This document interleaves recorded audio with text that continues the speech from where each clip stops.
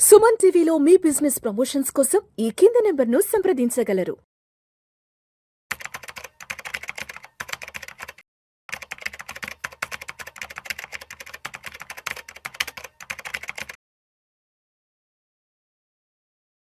గిరిబాబు గారు నమస్తే సార్. నమస్తే అండి. Welcome to Vishnu talks. Thank you so much for being with Vishnu talks Giribabu గారు. సో గిరిబాబు గారు, ఎప్పటి నుంచో ఒక రేర్ టాపిక్ గురించి మీతో మాట్లాడదాం అనుకుంటున్నా, షరియా ఫండ్స్. రీసెంట్ కొన్ని ఆర్టికల్స్ లో కూడా చూసా, షరియా ఫండ్స్ కి సంబంధించిన కొంత బ్రీఫింగ్ కూడా ఇచ్చారు. సో ఏంటి అసలు ఈ షరియా ఫండ్స్ అంటే, ఈ షరియా ఫండ్స్ లో ఎవరు ఇన్వెస్ట్ చేయొచ్చు అండ్ ఎవరిని ఉద్దేశించి ఈ షరియా ఫండ్స్ తీసుకొచ్చారు, అదేవిధంగా దీనికి సంబంధించి ఎటువంటి నిబంధనలు కూడా ఉన్నాయి అసలు? యాక్చువల్గా షరియా ఫండ్ అనేది ఒక నార్మల్ మ్యూచువల్ ఫండ్. కాకపోతే ఏంటంటే అన్ని మ్యూచువల్ ఫండ్స్ లాంటి ఫండ్ కాదు ఇది. ఇది ఒక స్పెషల్ కేటగిరీ ఫండ్.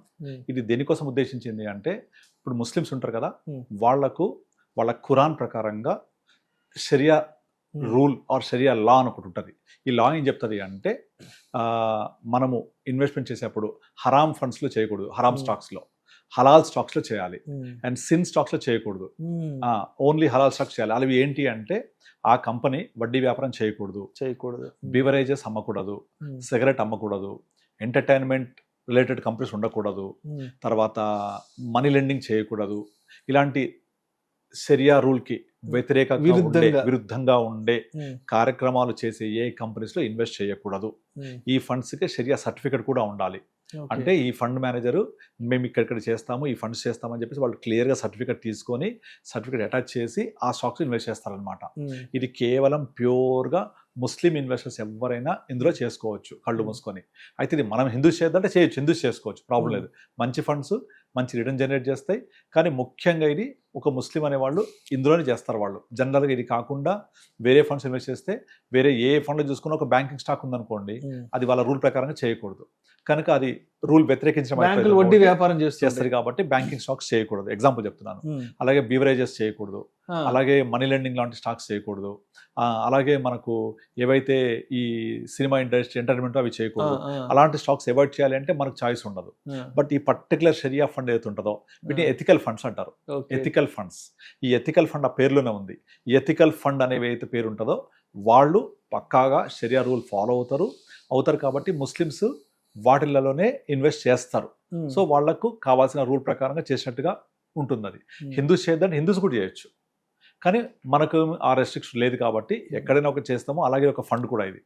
వేరస్ వాళ్ళకు ఇది ఒక్కటే పాసిబిలిటీ, అందులో ఇన్వెస్ట్ చేస్తారు. రిటర్న్స్ కూడా బాగానే ఉంటాయి, ఇందులో మంచి రిటర్న్సే వస్తాయి.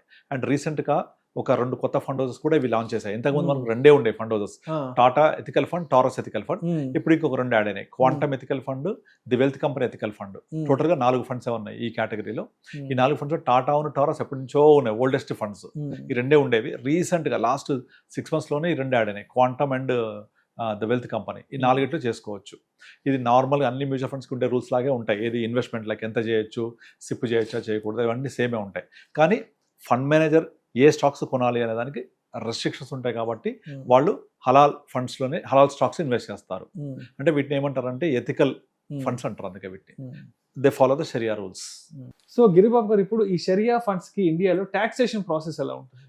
ఇది టాక్సేషన్ స్పెషల్గా ఉండదండి. దీనికి నార్మల్ ఈక్విటీ మ్యూచువల్ ఫండ్స్కి ఎలాగ ఉంటుందో అలాగే ఉంటుంది. అంటే long term capital gain tax if you holds for 12 months plus, short term capital gain tax if you holds less than 12 months. 365 days కంటే అబౌవ్ ఉంటేనేమో long term capital gain tax after first 1.25 lakh 12.5%, దాని లోపల ఉంటే 20%. ఇది నార్మల్గా అన్ని equity ఫండ్స్కి ఎలా ఉంటుందో దీనికి కూడా అలాగే ఉంటుంది. స్పెషల్ ట్యాక్సెస్ ఏమి ఉండదు, నార్మల్గానే ఉంటుంది. రైట్. అదేవిధంగా దీంట్లో డైవర్సిఫికేషన్ ఎలా ఉంటుంది? ఫండ్స్ డైవర్సిఫికేషన్, దీంట్లో డైవర్సిఫికేషన్ నార్మల్ ఫండ్స్ లాగా ఉన్నట్టుగా ఉండదు. ఎందుకంటే ఈ కేటగిరీ రెస్ట్రిక్టెడ్ కేటగిరీ. ఫండ్ మీద చేతులు కట్టేసినట్టు ఉంటుంది. అంటే ఏ స్టాక్ పడితే ఆ స్టాక్ కొనడానికి లేదు, వాళ్ళ కేటగిరీస్ ఏది పడితే చేయడానికి లేదు. చాలా వెతికి షరియా కంపెనీస్కి అప్లికబుల్ అయ్యే స్టాక్స్ మాత్రమే కొనాలి. కాబట్టి చాలా నారో రెస్ట్రిక్టెడ్ మన ప్లే గ్రౌండ్లో ప్లే చేయాల్సి వస్తుంది. అంటే మనకు ఇప్పుడు ఇండియా స్టాక్ మార్కెట్లో 36% BFSI అంటే బ్యాంకింగ్ ఫైనాన్షియల్ సర్వీస్ ఉంటుంది, 36%. ఇక రిమైనింగ్ ఒక 20-30% మిగతా stocks which are not comply with the sharia ఉంటాయి. కనుక అక్కడ చాలా రెస్ట్రిక్టెడ్ ప్లే ఉంటుంది. కనుక ఫండ్ మేనేజర్స్ చాలా కొన్ని అవైలబుల్ ఉండే స్టాక్స్లో మళ్ళీ పిక్ చేసుకొని ఆ స్టాక్స్ మళ్ళీ సెరియర్స్ ప్రకారం ఉండి వాటి పర్ఫార్మెన్స్ చూసుకొని ఏవి పెరగబోతున్నాయో అందరూ ఇన్వెస్ట్ చేసుకుంటాడు. కనుక చాలా రెస్ట్రిక్టెడ్ నారోలో ప్లే చేయాల్సి ఉంటుంది.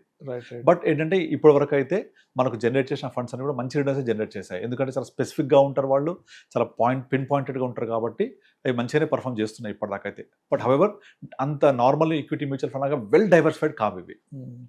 అండ్ అదేవిధంగా షరియా ఫండ్స్కి సంబంధించి అంటే సెబీ వైపు నుంచి ఏదైనా ఒక స్పెషల్ మానిటరింగ్ ఏదైనా ఉంటుందా, స్పెషల్ కంప్లైంట్స్ యా ఎందుకంటే ఇది మొత్తం కూడా షరియా కంప్లైంట్స్ ప్రకారం ఉండాలి కదా.